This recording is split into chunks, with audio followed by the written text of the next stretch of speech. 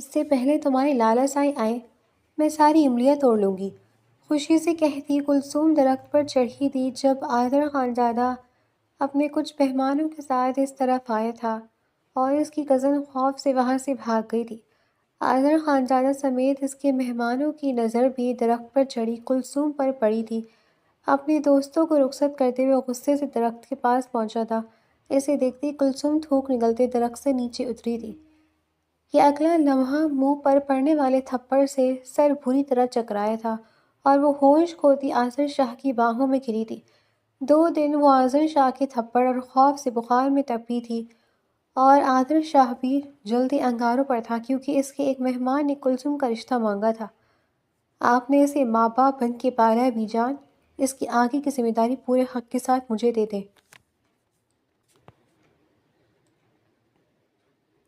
یہ کیا کیا تم نے بیوقوف لڑکی؟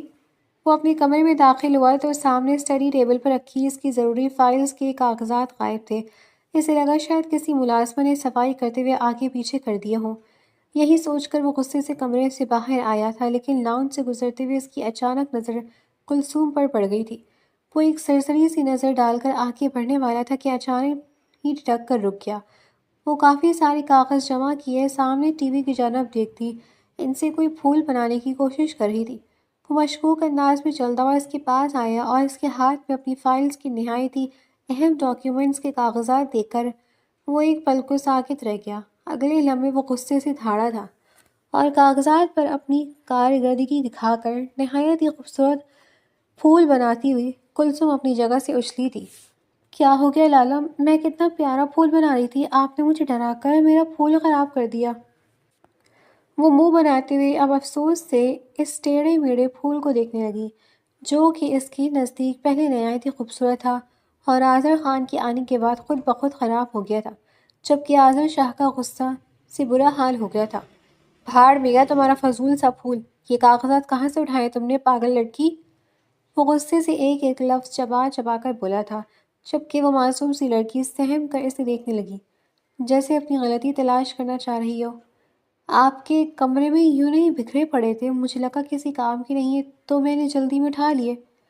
اس نے جس قدر معصومیت سے آنکھیں پٹپٹا کر بتایا تھا، آذر خانزادہ کا پارا اسی قدر ہائی ہو گیا تھا۔ کیا بکواس کر رہی ہو؟ تمہیں کتنی دفعہ منع کیا ہے مجھ سے اور میرے کمرے سے دور رہو؟ تمہیں اندازہ بھی ہے کہ کاغذات کس قدر قیمتی تھے؟ میرا کروڑوں کو نقصان کر دیا ہے تم نے بیوقوف لڑکی۔ آذر خانزادہ غصے کی شدت سے چلایا تھا جس پر وہ خوفزدہ نظروں سے اسے دیکھتے ہوئے اب باقاعدہ رونے لگ گئی تھی۔ کیا ہو گیا ہے؟ کیوں چلا رہی ہو بچی پر؟ بیجان کی آواز پر وہ اپنی آنکھیں میچ کر خود پر قابو پا گیا، ورنہ دل چاہ رہا تھا کہ ایک الٹے ہاتھ کی لگائے اس لڑکی کو جس نے بیٹھے بٹھائے اس کے کروڑوں کو نقصان کر دیا تھا۔ آج ہی تو اس کی انتہائی اہم میٹنگ تھی اور وہ فائل جس پر اس نے مہینوں محنت کی تھی اس کا اس محترمہ نے پھاڑ کر پھول بنا دیا تھا اور اب اوپر سے رو کر خود کو مظلوم ظاہر کرنے کی کوشش کر رہی تھی۔ بخار بھری نظروں سے اسے دیکھنے لگا، بس نہیں چل رہا تھا کہ اسے اپنی نظروں سے ہی کچا چبا جائے۔ آپ کو معلوم بھی آپ کی لاڈلی نے کیا کیا ہے؟ میری کروڑوں کی ڈیل ہونی تھی اور اس نے میرے اتنے اہم کاغذات کو اپنے کھیل میں استعمال کر دیا۔ آپ کو اندازہ بھی نہیں ہے میرا کتنا نقصان کروا دیا اس بیوقوف لڑکی نے، اور اوپر سے رو ایسے رہی ہے جیسے میں نے ظلم کیا ہو اس پر۔ انتہائی کوئی جاہل اور بیوقوف لڑکی ہے۔ وہ غصے سے اسے دیکھتا ہوا کہہ رہا تھا جبکہ وہ بیچاری سے شکل بنائے سر جھکائے آنسو بہانے میں مصروف تھی۔ اچھا بس کرو، تمہیں کیا پیسوں کی کمی ہے؟ کچھ نہیں ہوتا اتنی سی بات پر بچی کے پیچھے پڑ گئے ہو تم۔ چلو تم اٹھو، بیجان اندر اپنے کمرے میں چلی جاؤ۔ بیجان کی بات پر آذر خان احتجاجی نظروں سے انہیں دیکھنے لگا۔ آپ لوگوں کی انہی حرکتوں نے بگاڑ دیا اس لڑکی کو، کل کو اگلے گھر بھی جانا ہے، کچھ تو اسے عقل دے، بالکل بیوقوف ہے۔ اور بات پیسے کی نہیں ہے، بات اعتماد کی ہے۔ آپ کو اندازہ نہیں ہے میری ساکھ خراب ہو سکتی ہے۔ وہ افسوس سے بیجان کو دیکھتے ہوئے بولا جو کہ اس کی باتوں کو ہوا میں اڑا کر وہاں سے چلی گئی تھی اور وہ پیچھے پیر پٹک کر وہاں سے نکل گیا تھا۔ کلثوم آذر شاہ کی پھپھو کی بیٹی تھی۔ اس کے ماں باپ دونوں ہی اس کے بچپن میں ایک حادثے میں جاں بحق ہو گئے تھے، جس کے بعد اس کے چچا نے جائیداد کے لالچ میں 5 سالہ کلثوم کا نکاح اس سے 20 سال بڑے سے کروانے کی کوشش کی، لیکن تب عادل شاہ کے والد غصے سے بھڑکتے ہوئے اپنی بھانجی کو اپنے ساتھ لے آئے تھے۔ وہ تب سے ہی یہیں پر رہ رہی تھی۔ کیونکہ یتیم مسکین تھی، اس لیے سب ہی اس کا بےحد خیال رکھتے تھے، خاص کر بی جان کی تو اپنی نواسی میں جان بستی تھی۔ پورے گھر میں ایک واحد آذر خان ہی تھا جسے وہ ایک آنکھ نہیں پاتی تھی۔ وہ انتہائی نالائق اور پھوڑ تھی۔ پڑھائی سے اس کی جان جاتی تھی، اس لیے بمشکل 8 جماعتیں پڑھ کر ہی وہ گھر بیٹھ گئی تھی۔ گھر کے کاموں میں بھی اسے کوئی خاص دلچسپی نہیں تھی اور نہ ہی کوئی اس سے کام کرواتا تھا۔ بس پورا دن الٹے سیدھے کام کرتی رہتی تھی اور آذر خان کو وہ انتہائی زہر لگتی تھی، کیونکہ وہ اپنی بیوقوفی اور کم عقلی میں بہت بار اس کا نقصان کر چکی تھی۔ بی جان کے 2 بچے تھے، بڑا بیٹا اکمل خان زادہ اور چھوٹی بیٹی مریم۔ اکمل خان زادہ کے 2 بچے تھے، 25 سالہ آذر خان زادہ، اس سے 5 سالہ چھوٹی بیٹی ماہرخ جو کہ اس وقت 20 سال کی تھی۔ مریم کی شادی اس کے والد نے اپنے ایک دوست کے بیٹے سے کی تھی اور اس کی طرف ایک بیٹی تھی جس کا نام انہوں نے کلثوم رکھا تھا۔ وہ اپنے ماں باپ کی بےحد لاڈلی تھی، لیکن ایک حادثے میں وہ دونوں ہی چل بسے اور پھر تب سے کلثوم ہمیشہ کے لیے اپنے ماموں کے گھر آئی گئی تھی۔ حاضر شاہ بچپن سے ہی پوری حویلی کا لاڈلا تھا، کیونکہ اکلوتا بیٹا اور تمام تر جائیداد کا اکلوتا وارث تھا، اس لیے بی جان سمیت سبھی اس سے بےحد محبت دیتے تھے۔ لیکن پھر کلثوم آ گئی۔ وہ اس سے 6 سال چھوٹی تھی اور کیونکہ وہ یتیم تھی، اس لیے سب گھر والے اس کا بےحد خیال رکھتے تھے۔ کلثوم کے آنے کے بعد گھر والوں کی محبت بڑھ جانے پر اسے کلثوم کھٹکنے لگی تھی۔ وہ جدی پستی رئیس تھا اور پھر اس نے بزنس میں ماسٹر کرنے کے بعد اپنا سیٹ اپ اسٹارٹ کیا، جس میں کچھ ہی وقت میں وہ ترقی کے منازل طے کرتا ملک کا ایک نامور بزنس مین بن گیا۔ لیکن کیونکہ وہ گھر کا اکلوتا بیٹا تھا، اس لیے کبھی حویلی اور اپنے گھر والوں کو چھوڑنے کے بارے میں نہیں سوچا۔ وہ وہیں رہتا تھا، ہمیشہ ان سب کا خیال رکھتا تھا۔ اسے اپنے سب گھر والے عزیز تھے سوائے ایک کلثوم کے، جو کہ اسے لگتا تھا کہ وہ خواہ مخواہ میں ان کے گھر میں ان کے ٹکڑوں پر پل رہی ہے۔ پھر اس کے پھوڑ پن اور نالائکی کی وجہ سے وہ مزید اس سے چڑھنے لگا تھا۔ وہیں دوسری جانب کلثوم کو بھی پورے گھر میں ایک آذر شاہی سخت ناپسند تھا، کیونکہ وہ اکثر ہی اسے بلا وجہ ڈانٹتا رہتا تھا، ہر چھوٹی چھوٹی بات پر اس پر بھڑک جاتا تھا۔ کلثوم کے نزدیک وہ اس کا واحد دشمن تھا جس سے اس کی خوشی برداشت نہیں ہوتی تھی، اور وہ جان بوجھ کر اسے ڈانٹنے کے اور رلانے کے بہانے ڈھونڈتا رہتا تھا۔ کلثوم کے نزدیک پوری حویلی میں بس ایک آذر شاہ ہمیشہ کے لیے کہیں عذاب ہو جائے تو اس کی زندگی میں سکون آ جائے۔ کلثوم کے نزدیک وہ اسے کبھی خوش نہیں دیکھ سکتا تھا۔ اس کی غسیل طبیعت کو دیکھتے ہوئے وہ اکثر ہی اپنی طرف سے پوری کوشش کرتی تھی اس سے دور رہے، لیکن پھر بھی وہ بلا وجہ میں اسے ڈانٹنے کا بہانہ ڈھونڈ ہی لیتا تھا۔ اس سے پہلے تمہاری لالا آئے میں ساری املیاں توڑ لوں گی، خوشی سے کہتی کلثوم درخت پر چڑھی تھی۔ آذر خان زادہ کے کچھ دوست آئے ہوئے تھے اور وہ ان کے ساتھ ڈیرے پر ہی رکا ہوا تھا، اور اس موقع کو غنیمت جانتے ہوئے کلثوم نے آج باہر باغ میں موجود آم کے درخت سے کچی کیریاں توڑ کر کھانے کا پلان بنایا تھا، اور اس میں اس نے اپنی کزن ماہرخ کو بھی شامل کر لیا تھا۔ ماہرخ بڑی ہی سلجھی ہوئی اور دھیمے مزاج کی معصوم سی لڑکی تھی، جبکہ کلثوم وہ تو پوری کی پوری آفت تھی۔ اسے سکون سے بیٹھنا تو آتا ہی نہیں تھا، ہمیشہ کچھ نہ کچھ الٹا سیدھا کرتی ہی رہتی تھی۔ اب بھی وہ ماہرخ کو بہلا پھسلا کر اپنے ساتھ لے آئی تھی۔ ویسے تو عادل شاہ اسے اپنے باغ میں جانے ہی نہیں دیتا تھا، یہ کہتے ہوئے کہ باہر ملازمین ہیں، وہ بس حویلی کے لان میں ہی کھیل لیتی تھی۔ لیکن حویلی کے باغ میں مالی وغیرہ ہوتے تھے، اس لیے ان دونوں کو ہی وہاں جانے کی اجازت نہیں تھی، اور کلثوم نے آج اس کی غیر موجودگی کا فائدہ اٹھا کر باغ میں موجود آم کے درخت سے کچی املیاں توڑنے کا سوچا تھا۔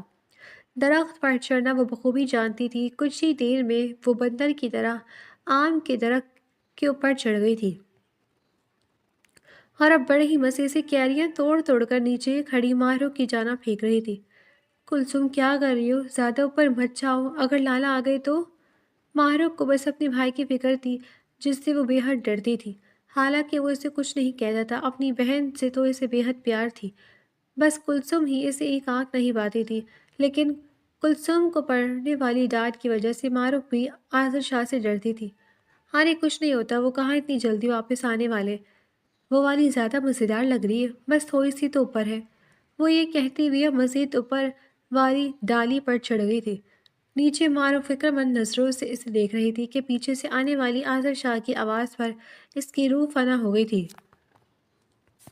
کلثوم، کلثوم! اس نے آوازیں دیں لیکن کلثوم نے یہ سوچ کر انسنا کر دیا کہ وہ پھر سے نیچے آنے کا کہہ رہی ہے، جبکہ ماہرو ایک خوفزدہ نظر اپنے پیچھے ڈالتی بے بسی سے کلثوم کو دیکھ کر وہاں سے بھاگی تھی، کیونکہ کلثوم تو اس کی بات سن نہیں رہی تھی، اس کے چکر میں وہ بھی خواہ میں پھنس جاتی۔ کلثوم نے مزید اوپر ہوتے اپنی مطلوبہ کیری آخر کار توڑ ہی لی تھی اور بغیر دیکھے اس نے وہ مارو کی جانب پھینکی تھی، جو کہ مارو کے بجائے نیچے اپنے دوستوں کے ساتھ آ کر کھڑے ہوئے آذر شاہ کے سر پر لگی تھی۔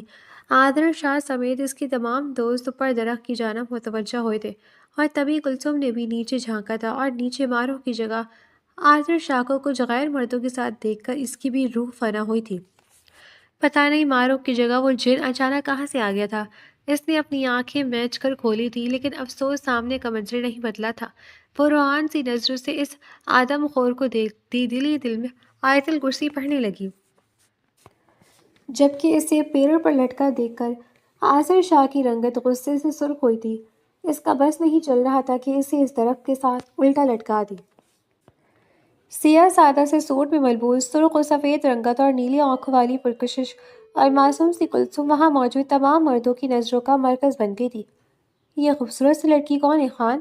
آذر شاہ، جو کہ غضب بھری نگاہوں سے ابھی تک اسے ہی گھور رہا تھا، اپنے دوست آصف کی آواز پر منہ چونک کر اس کی جانب متوجہ ہوا اور اسے ایسی خونخوار نظروں سے گھورا کہ وہ بیچارہ بھی گھبرا گیا۔ تمیز سے، یہ میرے گھر کی عزت ہے، نظریں نیچے کرو ورنہ میں بھول جاؤں گا کہ تم لوگ میرے گھر کے مہمان ہو۔ اس نے اس قدر سرد انداز میں کہا تھا کہ اس کے تمام دوست تیزی سے نظریں پھیر کر وہاں سے چل دیے تھے۔ ہم مردان خانے میں تمہارا انتظار کریں، تم آ جانا، ان میں سے ایک دوست کہتا باقیوں کو لیے وہاں سے چلا گیا تھا، جبکہ آذر، جو کہ پہلی غصے میں تھا، اب آصف کی کہی گئی بات پر تو اس کا غصہ آسمانوں کو چھونے لگا تھا۔ اس کا بس نہیں چل رہا تھا کہ کیا کر گزرے۔ نیچے اترو!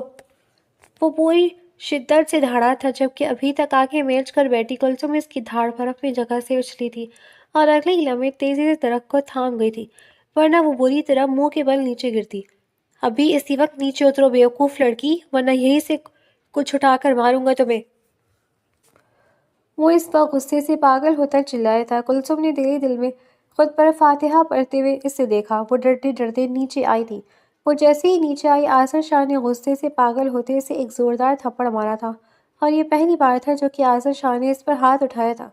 آذر شاہ نے انتہائی غصے کے باوجود بھی اپنا ہاتھ ہلکا رکھا تھا، لیکن اس معصوم کے لیے تو یہی کافی تھا۔ اسے اپنا سر گھومتا ہوا محسوس ہو رہا تھا۔ وہ اس تھپڑ کی تاب نہیں لا پائی تھی اور اگلے ہی لمحے گھومتے ہوئے سر کے ساتھ آذر شاہ کی باہوں میں جھول گئی تھی۔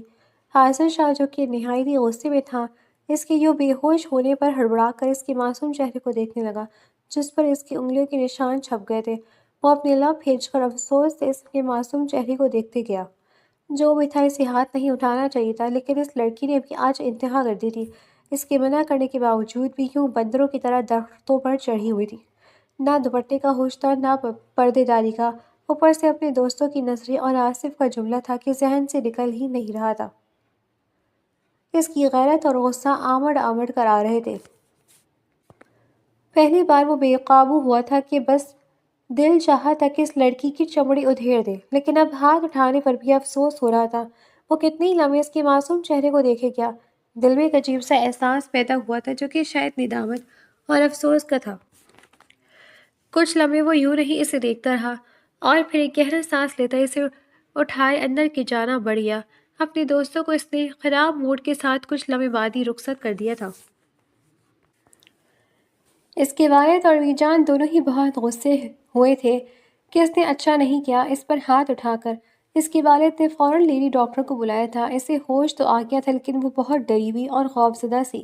اس کی حالت دیکھ کر اکمل خان زادہ بہت شرمندہ سے ہو گئے تھے۔ انہوں نے آذر کو سختی سے اس کے معاملات سے دور رہنے کی تلقین کی تھی، جس پر وہ بس خاموشی سے ان کی ڈانٹ سن کر رہ گیا۔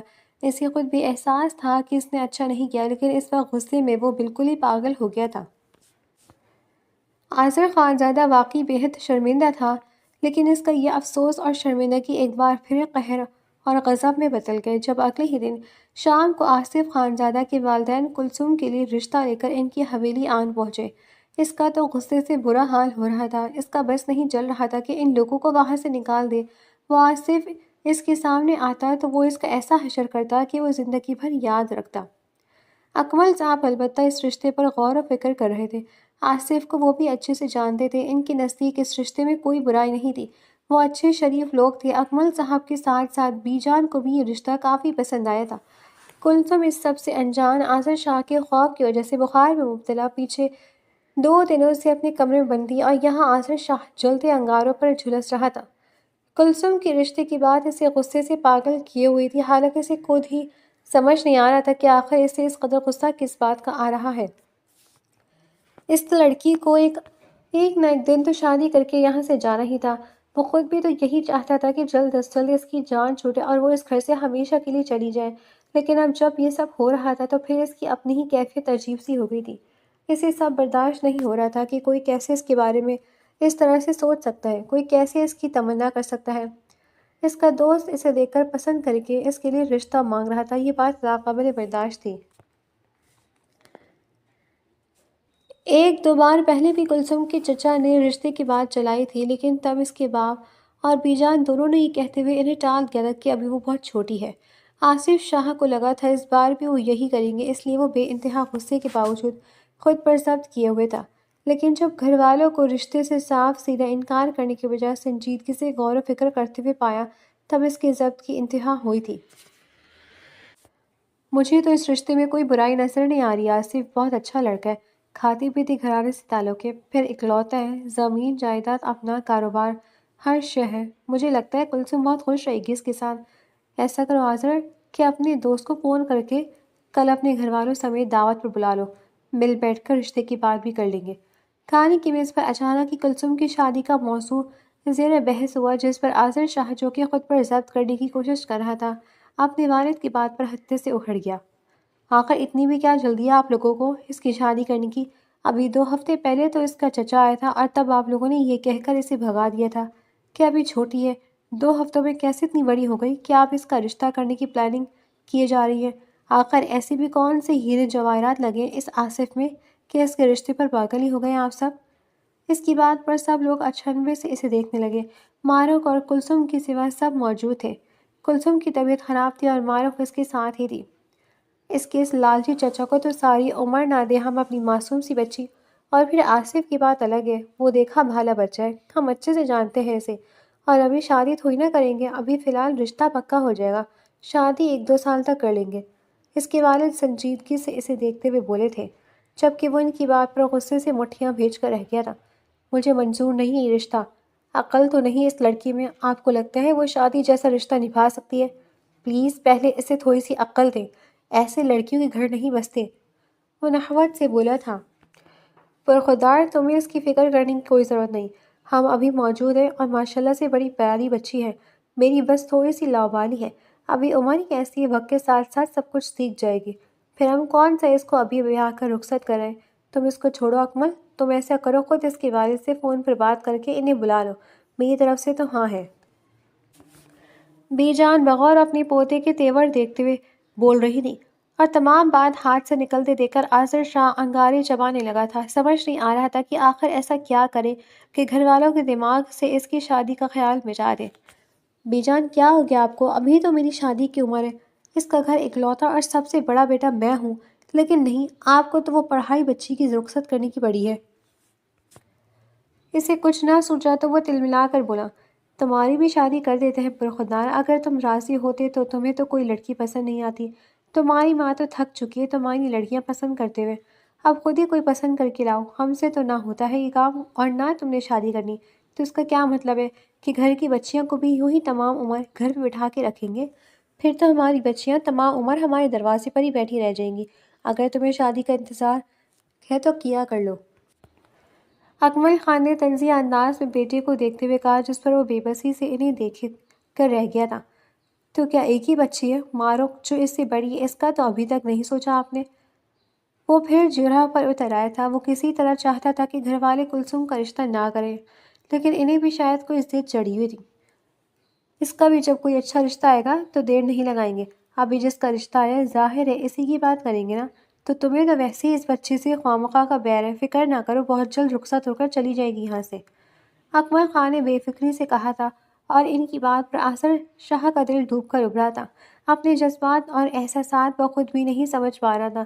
اسے تو خوش ہونا چاہیے تھا کہ چلو جان چھوٹے گی اس بیوقوف سی لڑکی سے، لیکن یہاں دل کی حالت ایسی تھی کہ لگ رہا تھا کہ بے چینی سے جان ہی نکل جائے گی۔ اس کی شادی کا سوچ کر ہی اسے غصہ آ رہا تھا۔ اس سب کے دوران آصر خان کی ماں خاموشی سے بیٹے کی بے چینی ملاحظہ کر رہی تھی۔ آخر انہیں اپنی ضد پر ڈٹے دیکھ کر وہ احتجاجاً کھانا ادھورا چھوڑ کر وہاں سے اٹھ گیا تھا، جبکہ اس کی ماں باپ سمیت بی جان نے بھی حیرت سے اسے یوں جاتے ہوئے دیکھا تھا اور پھر سر جھٹک کر کھانے کی جانب متوجہ ہو گئے۔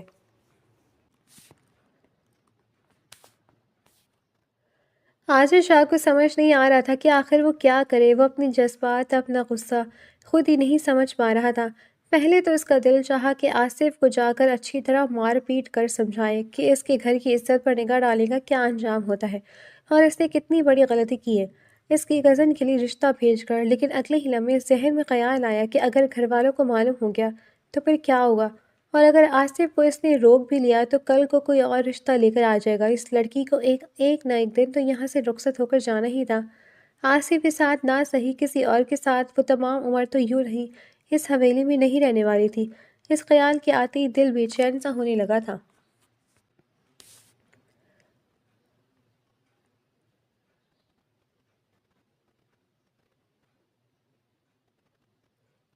میں کلثوم سے شادی کرنا چاہتا ہوں۔ اس نے اگلے ہی دن اپنے گھر والوں پر بم گرایا تھا، جو کہ حیرت اور بے یقینی سے اسے دیکھ رہے تھے، سوائے اس کی ماں کے جو کل ہی اس کے انداز دیکھ کر سب سمجھ گئی تھی۔ اس سے خود بھی اپنے الفاظ پر یقین نہیں تھا۔ اس نے کبھی سوچا بھی نہیں تھا کہ وہ ایسا کچھ کرے گا یا کہے گا، لیکن وہ ساری رات خود سے ہی لڑتا رہا اور آخر دل ہی دل میں تسلیم کر چکا تھا کہ وہ اس لڑکی کو کسی اور کا ہوتے ہوئے نہیں دیکھ سکتا۔ اس سے ناپسندگی اور چڑ میں کب وہ اسے اچھی لگنے لگی تھی، اسے معلوم ہی نہیں ہوا۔ وہ تو جب اسے کسی اور کے حوالے کرنے کی باتیں ہوئیں تب اس کا دل تڑپنے لگا اور اس پر ادراک ہوا کہ وہ جھلی سی بیوقوف سی لڑکی اس کے دل کو اچھی لگتی تھی۔ گھر والوں کا ری ایکشن اس کی توقع کے عین مطابق ہی تھا۔ وہ پہلے تو شوق ہوئے، لیکن پھر کچھ پس و پیش اور اپنے کچھ شکوک اور شبہات کو دور کر کے آخر اس بات پر راضی ہو کر کہ کلثوم سے بات کریں گے۔ اگر وہ راضی ہوئی تو کسی کو کوئی اعتراض نہیں، اور آصر کو اب یہی فکر لگ گئی تھی کہ وہ لڑکی جسے تمام عمر اپنے غصے کا نشانہ بنایا تھا، اب اگر اس نے منہ پر انکار کر دیا تو وہ بھی کیا کرے گا۔ یہ آپ کیا کہہ رہی ہیں بی جان؟ میں کبھی مر کر بھی ان سے شادی نہیں کروں گی۔ اس سے تو بہتر ہے کہ آپ مجھے مار کر کہیں پھینک دیں۔ آپ کو پتہ ہے نا وہ کتنے برے ہیں، ہمیشہ مجھ پر غصہ کرتے رہتے، اور اب تو اتنی زور سے مارا۔ آپ کیا چاہتی ہیں کہ آپ کی معصوم سی نواسی تمام عمر اس ظالم شخص سے مار کھاتی رہے؟ بی جان نے کلثوم کی بات سے کی تو وہ کچھ لمحے بے یقینی سے انہیں دیکھتی رہی اور پھر روحان سے انداز میں بولی۔ بی جان نے بڑی محبت اور نرمی سے اسے سمجھانے کی کوشش کی، لیکن وہ تو وہیں رونے بیٹھ گئی، جس پر بی جان نے بھی بوکھلا کر اسے اس کے حال پر چھوڑ دیا تھا۔ آصر خان تک بھی اس کا انکار پہنچا دیا گیا تھا، جس پر وہ بس ضبط کی گھونٹ بھر کے رہ گیا۔ اس کے والد نے تو یہ کہتے ہوئے بات ہی ختم کر دی تھی کہ وہ معصوم سی بچی تم جیسے ظالم شخص کو قبول نہیں کرنا چاہتی اور کوئی بھی اس پر زبردستی نہیں کرے گا۔ آصر شاہ نے اس وقت تو صبر کر لیا تھا، لیکن جب بی جان نے ایک بار پھر آصف والے رشتے کی بات چھیڑی تو پھر اعظم خان کو اپنا ضبط ختم ہوتا ہوا محسوس ہوا۔ آپ یہاں کیا کر رہے ہیں؟ وہ زیادہ تر اپنے کمرے میں ہی بند رہتی تھی کہ آصر شاہ کے تھپڑ والے واقعے کے بعد اب تو اس نے کمرے سے باہر جانا ہی چھوڑ دیا تھا، لیکن اس دن اچانک آصر خان کو اپنے کمرے میں دیکھ کر وہ چونک گئی۔ مجھ سے شادی سے انکار کیوں کیا؟ وہ سنجیدگی سے اس کا خوفزدہ چہرہ دیکھتے ہوئے پوچھ رہا تھا، جبکہ وہ سمجھ نہیں پا رہی تھی کہ اسے کیا جواب دے۔ میں نے کچھ پوچھا ہے؟ اسے خاموش دیکھ کر وہ دانت پیستے ہوئے بمشکل اپنے لہجے میں لچک لے آیا تھا۔ مجھے آپ پسند نہیں ہیں، آپ ہر وقت غصہ کرتے ہیں، میں آپ سے شادی نہیں کروں گی۔ وہ ہمت کرتی منہ بسور کر بولی تھی، جبکہ وہ دانت پیس کر رہ گیا۔ شادی تو تمہاری مجھ سے ہی ہوگی، چاہے جو مرضی کر لو، اور اگر تمہیں ایسا لگتا ہے کہ تم انکار کر کے مجھ سے بچ جاؤ گی تو تم غلط سوچ رہی ہو۔ مجھے انکار کر کے تم الٹا اپنے لیے مصیبت مول لے چکی ہو۔ اب دھیان سے میری بات سنو، میں بی جان سے بات کروں گا، وہ ایک بار پھر تم سے پوچھیں گی اور اس بار تمہارا جواب ہاں میں ہونا چاہیے۔ خبردار جو انکار کرنے کی غلطی کی تو تمہیں حویلی کے پچھلے سٹور روم میں بند کر دوں گا، سمجھ گئی؟ وہ غصے سے اسے دھمکاتا ہوا بولا، جبکہ وہ خوفزدہ سی اسے دیکھنے لگی۔ عاذرا خان سمیت حویلی کا ہر ایک فرد جانتا تھا کہ اسے حویلی کے پچھلے سٹور روم سے کتنا خوف آتا ہے۔ بچپن میں شرارت کرتے ہوئے ایک بار وہ وہاں بند ہو گئی تھی۔ وہ پورے 3 گھنٹے اس اندھیرے کمرے میں بند رہی تھی اور تب سے وہ حویلی کے اس حصے میں کبھی غلطی سے بھی نہیں جاتی تھی۔ اب بھی آصف شاہ کی بات پر اس کی رنگت خوف کے مارے سفید پڑنے لگی تھی۔ سمجھ گئی نا میری بات؟ آصف شاہ نے اس کے خوفزدہ ہوتے چہرے کو دیکھ کر اپنے دل کی تڑپ کو نظر انداز کرتے ہوئے کہا، جس پر وہ جلدی سے اس بات میں سر ہلا گئی۔ اس سے یوں ڈر کر اسے بالکل اچھا نہیں لگا تھا، لیکن وہ لڑکی بھی تو سیدھے طریقے سے بات ماننے کے لیے تیار نہیں تھی۔ اس کے بار بار اصرار پر بیجان نے ایک بار پھر کلثوم سے اس رشتے کی بات کی اور ڈرپوک کلثوم نے خوف کے مارے ہاں کر دیا تھا۔ اس کے اقرار پر آصف خان سمیت سب گھر والے بے حد خوش تھے۔ بڑوں نے باہمی مشاورت اور آصف خان کے اصرار پر اگلے ہفتے ہی سادگی سے نکاح کرنے کا فیصلہ کیا تھا اور رخصتی کچھ سالوں بعد ہو جاتی۔ سب سے زیادہ خوش اور مطمئن پورے گھر میں آصف شاہ تھا۔ اس نے سوچ رکھا تھا کہ ایک بار یہ نکاح خیر و عافیت سے ہو جائے تو پھر وہ اپنی محبت اور اپنی نرمی سے بہت جلد اس بیوقوف سی لڑکی کا بھی دل جیت لے گا، لیکن ابھی فی الحال نکاح سے پہلے وہ نرم نہیں پڑنا چاہتا تھا۔ جبکہ دوسری جانب کلثوم نے آصف شاہ کی دھمکی سے خوفزدہ ہو کر ہاں تو کر دیا تھا، لیکن جیسے جیسے وقت گزر رہا تھا اس کا دل مزید خوفزدہ ہو رہا تھا۔ اس شخص سے وہ تمام عمر ڈرتی رہتی تھی، لیکن اس کا مارا گیا تھپڑ اسے مزید اس شخص سے منتفر اور خوفزدہ کر گیا تھا۔ وہ تھپڑ وہ ابھی تک بھول نہیں پائی تھی اور شاید تمام عمر بھولنے بھی نہیں والی تھی۔ پھر اس کے بعد اس کا ڈرا دھمکا کر نکاح کے لیے راضی کروانا کلثوم کو اس سے مزید بدظن کر گیا تھا۔ اسے یہی لگ رہا تھا کہ وہ شخص جان بوجھ کر اس پر اپنا رعب جمانے کے لیے اور اسے سزا دینے کے لیے اس سے نکاح کر رہا ہے تاکہ وہ ہمیشہ اپنا غصہ اس پر نکال سکے۔ اس شخص کے رویے کی بنیاد پر وہ بہت سی بدگمانیوں کا شکار ہو گئی تھی اور اس کے خوف سے وہ اقرار تو کر گئی تھی، لیکن اب اسے ڈر لگ رہا تھا کہ وہ اس شخص سے نکاح نہیں کرنا چاہتی تھی، لیکن سمجھ نہیں آ رہا تھا کہ آخر کس طرح انکار کرے یا کیسے اس نکاح سے بچے۔ جیسے جیسے نکاح کے دن قریب آ رہے تھے ویسے ویسے اس کا خوف اور پریشانی بڑھتا ہی جا رہا تھا۔ وہ اندر ہی اندر گھل رہی تھی۔ آخر نکاح سے صرف 2 دن پہلے اس نے یہاں سے بھاگنے کا پلان بنایا۔ اپنے چچا کے بارے میں وہ اکثر بی جان سے سنتی آئی تھی۔ اس نے یہی سنا تھا کہ اس کے چچا جائیداد کے لالچ میں اسے استعمال کرنا چاہتے ہیں اور اس کی تمام جائیداد ہتھیانا چاہتے ہیں۔ وہ جانتی تھی اس کے چچا کہاں رہتے ہیں۔ 1-2 بار وہ اپنے ماموں کے ساتھ وہاں گئی تھی، لیکن آج سے پہلے اسے ان کا خیال کبھی نہیں آیا کیونکہ وہ یہاں بے حد خوش اور مطمئن تھی، لیکن اب اس وقت اسے شدت سے کسی اپنے کی کمی محسوس ہو رہی تھی اور جب وہ کسی کو کچھ نہیں بتا پا رہی تھی تو اس کے ذہن میں سب سے پہلے صرف اور صرف اپنے چچا کا ہی خیال آیا۔ ایک ملازمہ کی مدد سے مونیکا سے ایک رات پہلے خاموشی سے حویلی سے نکل گئی تھی۔ کچھ پیسے اس کے پاس موجود تھے۔ حویلی کے ملازمہ جو کہ اس کی دوست تھی، اس کے والد کی اپنی بس تھی اور وہ اپنی بس میں اسے بحفاظت اس کے چچا کے گھر تک پہنچاتی آئی تھی۔ آصف شاہ جو کہ اپنے نکاح کو لے کر بہت خوش تھا، آخر جب نکاح کا دن آیا تب اس پر یہ راز کھلا کہ کلثوم رات کو کہیں بھاگ گئی ہے۔ پوری حویلی میں بھگدڑ مچ گئی۔ آج شام کو نکاح تھا، تمام مہمانوں کو بلایا گیا تھا اور دلہن کہیں غائب ہو گئی تھی۔ بی جان سمت سب بے حد پریشان تھے اور نہایت ہی بیوقوف تھی۔ وہ پتہ نہیں کہاں چلی گئی تھی۔ اکمل خان غصے سے پاگل ہو رہے تھے۔ ان کے نزدیک اس نے ان کی عزت اور غیرت کو مٹی میں ملاتے ہوئے ایسا قدم اٹھایا تھا، جبکہ بی جان بھی اس کی اس حرکت سے بے حد ناراض تھی۔ ان سب کے نزدیک یہ نکاح اس کی مرضی سے ہو رہا تھا، انہوں نے کوئی زبردستی نہیں کی تھی۔ اگر وہ انکار کر دیتی تو وہ کبھی اس کے ساتھ زبردستی نہ کرتے، پھر کیوں ان کی عزت کو روند کر بھاگنے کی حرکت نہایت ہی غلط تھی۔ انہوں نے ہمیشہ اسے عزت اور محبت دی تھی، لیکن اس نے کسی چیز کا لحاظ نہیں رکھا تھا۔ ایسے میں صرف ایک آصف خان ہی تھا جو کہ پیشوانی میں مبتلا تھا۔ وہ اچھی طرح سے جانتا تھا کہ وہ کیوں بھاگی ہے۔ یقیناً اپنے ذہن میں کچھ الٹی سیدھی باتیں اس لڑکی نے سوچ رکھی ہوں گی اور اسے بچنے کے چکر میں وہ یہاں سے بھاگی ہوگی۔ اسے اب افسوس ہو رہا تھا۔ اسے ڈرا دھمکا کر شادی کے لیے نہیں منانا چاہیے تھا۔ اسے محبت اور پیار کے ساتھ اس کا اعتماد حاصل کرنا چاہیے تھا۔ وہ جانتا تھا یہ سب کچھ اس کی وجہ سے ہوا ہے اور پتہ نہیں اس کی وجہ سے وہ معصوم سی لڑکی اس وقت کہاں اور کس حال میں ہوگی۔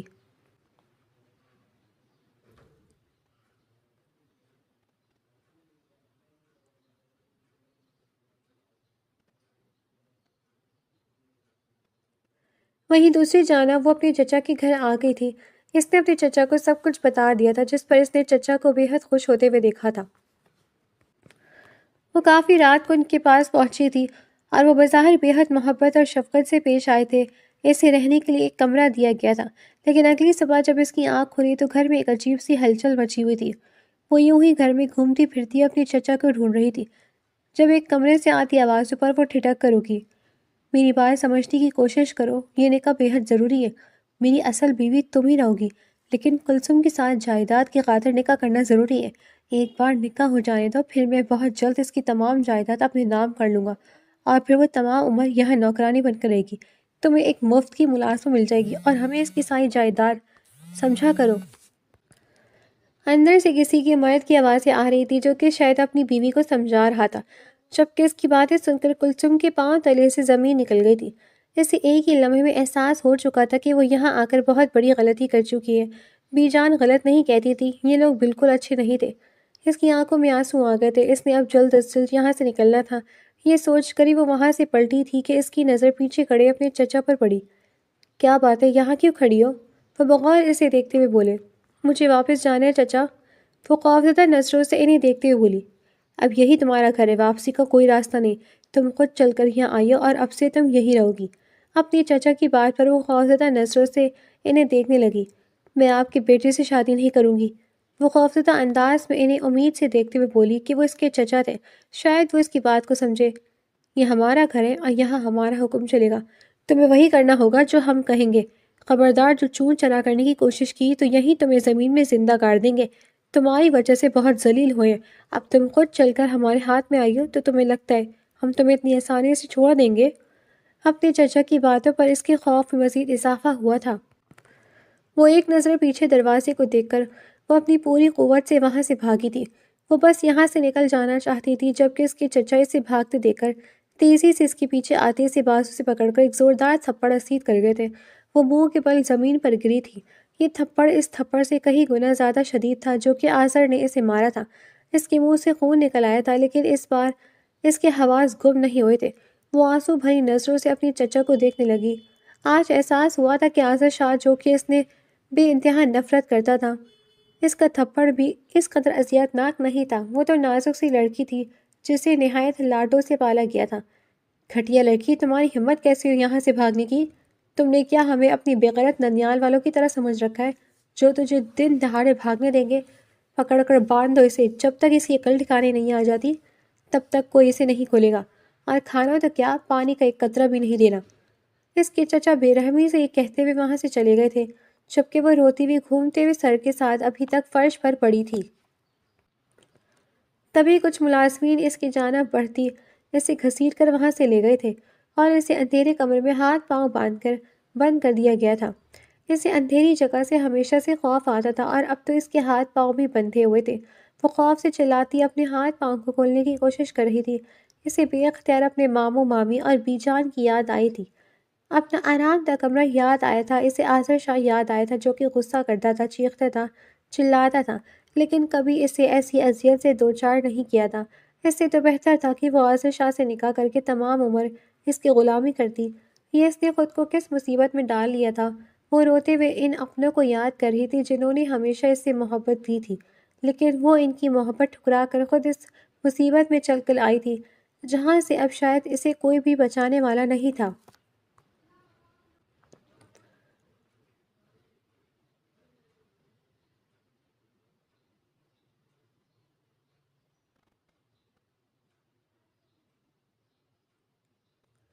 وہ نہیں جانتی تھی اسے اس اندھیرے کمرے میں بند ہوئے کتنا وقت گزر گیا تھا، لیکن اس نے اپنی تمام تر امیدیں کھو دی تھیں۔ اس کے نزدیک یہ سزا تھی اپنے پیارے اپنے اپنوں کو دھوکہ دے کر یہاں آنے کی، اور وہ اب ہمیشہ کے لیے یہاں قید ہو گئی تھی۔ اسے یقین تھا کہ اس کے پیچھے کوئی نہیں آئے گا، اس کی مدد کوئی نہیں کرے گا، کیونکہ وہ اپنی مرضی سے یہاں آئی تھی۔ یہ سوچ سوچ کر اس کا دل ہول رہا تھا۔ اس کے آنسو تھے کہ تھمنے کا نام ہی نہیں لے رہے تھے، اور اس وقت جب وہ بالکل مایوس اور نا امید ہو گئی تھی تب اچانک ہی جیسے کوئی معجزہ ہوا تھا اور دروازہ دھاڑ دھاڑ کھلا تھا۔ سامنے کوئی اور نہیں، اس کی جان کا دشمن کا آزر خان کھڑا تھا۔ پہلے تو اسے لگا کہ وہ ایک خواب دیکھ رہی ہے، وہ بھلا یہاں کیسے آ سکتا ہے؟ کلثوم!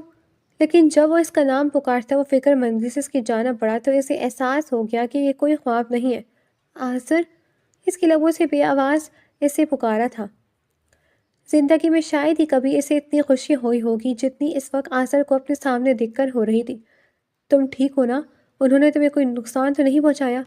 وہ بے قراری سے اس کے پاس آتا بولا جبکہ وہ پھوٹ پھوٹ کر رونے لگی۔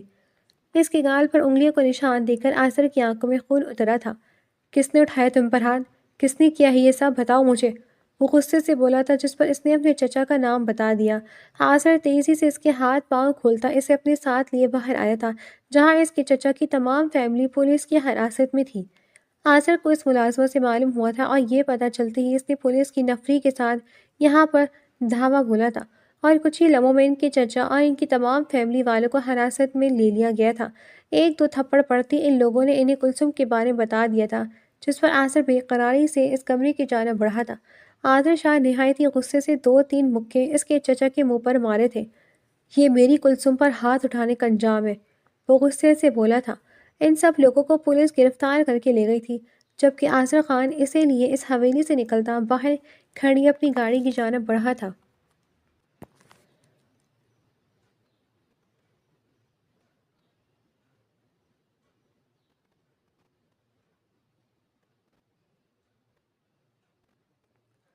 آئی ایم سوری، مجھے معاف کر دیں، مجھے ایسے نہیں کرنا چاہیے تھا، مجھے وہاں سے بھاگنا نہیں چاہیے تھا۔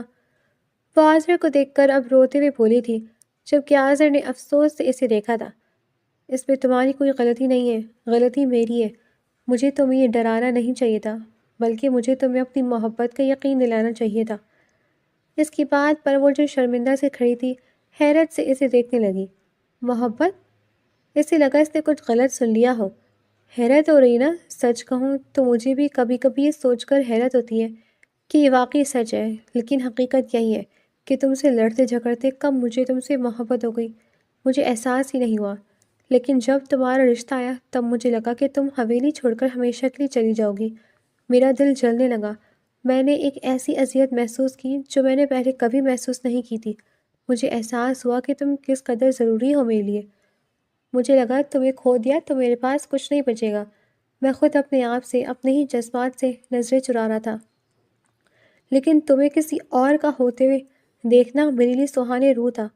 اس لیے میرا دل اور جذبات جیت گئے اور میری انا اور ضد ہار گئی۔ اس لیے میں نے گھر میں تم سے شادی کی بات کی تھی، لیکن میرا سابقہ رویہ دیکھتے ہوئے تم نے انکار کر دیا۔ میں شاید تمہیں منا لیتا، تمہیں اپنی محبت کا یقین بھی دلا دیتا، لیکن گھر والوں کو بتانے کیا جلدی تھی کہ تمہارے انکار کے بعد کہیں اور تمہاری شادی کروانے کی پلاننگ کر رہے تھے، اور مجھے یقین تھا مجھ سے بچنے کے لیے تم بغیر سوچے سمجھے ہاں کر دو گی۔ اس لیے تمہیں ڈرا دھمکا کر شادی کے لیے منایا تاکہ پھر کوئی تمہیں مجھ سے دور نہ کر سکے۔ میں نکاح کے بعد اپنی محبت کا اظہار کرنا چاہتا تھا، لیکن تم نے موقع ہی نہیں دیا۔ وہ نرم انداز میں سامنے دیکھ کر ڈرائیونگ کرتے ہوئے کہہ رہا تھا جبکہ وہ بے یقینی سے آنکھیں پوری کھولے اس کو دیکھ رہی تھی۔ اس جیسا کھڑوس اور شرمندہ شخص کبھی یوں اس سے اظہار محبت کرے گا یہ تو اس نے خواب میں بھی نہیں سوچا تھا۔ اپنی محبت کا اظہار کرتے آذر خان نے ایک محبت بھری گہری نگاہ اس پر ڈالی تو اس کی نگاہ پر وہ شرم سے گلال ہوتی نظریں جھکا گئی تھی۔ اس کی دھڑکنیں کسی الگ ہی لے پر دھڑکنے لگی تھی۔ تو اس شرم کو میں ہاں ہی سمجھوں نا، کیونکہ نکاح خواہ انتظار کر رہا ہے اور میں اب نہیں چاہتا کہ کوئی ہمیں الگ کر سکے۔ اس کے چہرے پر شرم کے پھول کھلے دیکھ کر وہ مسکراتا وہ بولا تھا جبکہ وہ شرما کر آہستگی سے اسبات میں سر ہلا گئی تھی۔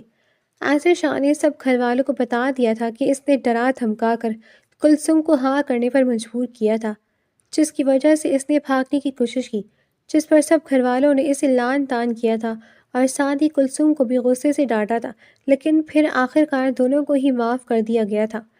ان دونوں کو اسی شام ان کی مرضی اور رضامندی کے ساتھ نکاح کے پاک بندھن میں باندھ دیا گیا تھا۔